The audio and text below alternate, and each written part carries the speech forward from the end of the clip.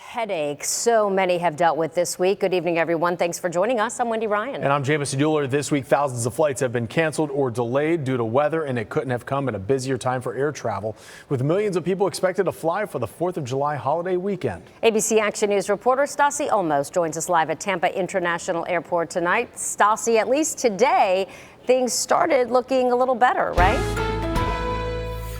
That's right. We are doing a lot better than many other airports across the country. Here in Tampa, we are seeing the crowds coming out traveling, actually a lot more than this morning, as people seem to be coming to Paradise, Tampa Bay. They're expecting about 80,000 people traveling in and out of our airport here in Tampa every day this weekend. Now, not a lot of cancellations, but we are seeing some delays.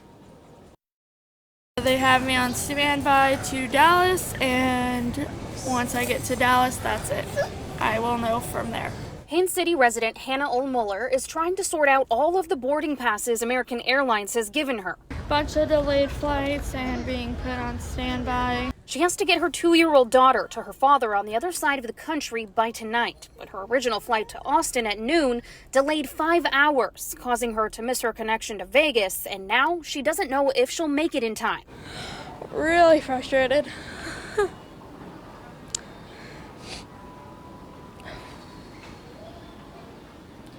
I feel like every time I travel, it's just never goes well.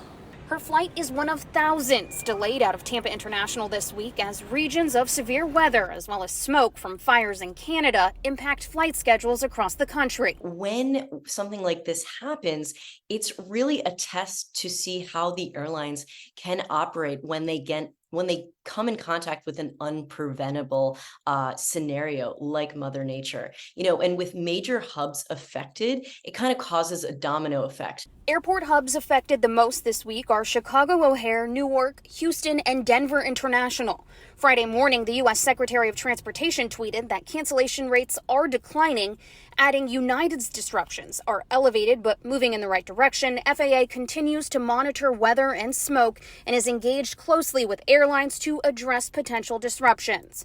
According to FlightAware, 24% of flights flying in and out of Tampa were delayed Thursday for a total of 161 flights impacted. As of 4 p.m. Friday, 14% coming into Tampa were delayed and 12% going out. That's 83 flights in total.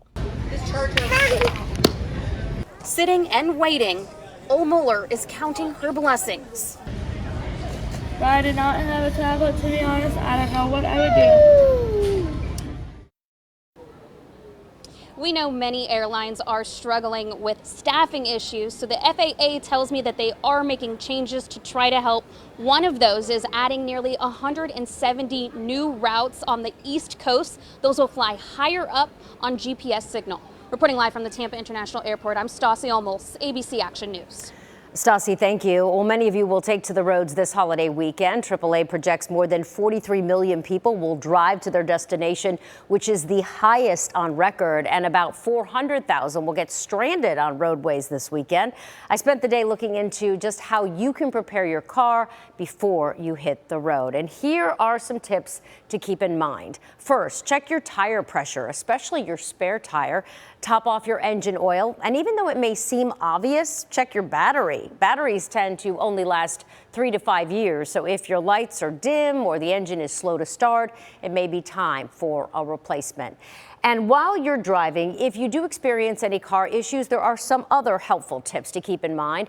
Drivers should pull over as far as possible on the shoulder of the road or get off the freeway completely at the closest exit. You should also put on your hazard lights and stay in your car as long as it's safe to do so. Jamison? Well, if you're hitting the road this weekend, you will be thankful when you go to fill up your tank. AAA reports the national average for regular gas dipped to $3.54. Last year, that same gallon would have cost you $4.87. Here in Florida, we're seeing an average of $3.29 a gallon when last year we saw $4.61. This is the second biggest one-year price drop in the week before the 4th of July since the Energy Information Administration started tracking prices 33 years ago.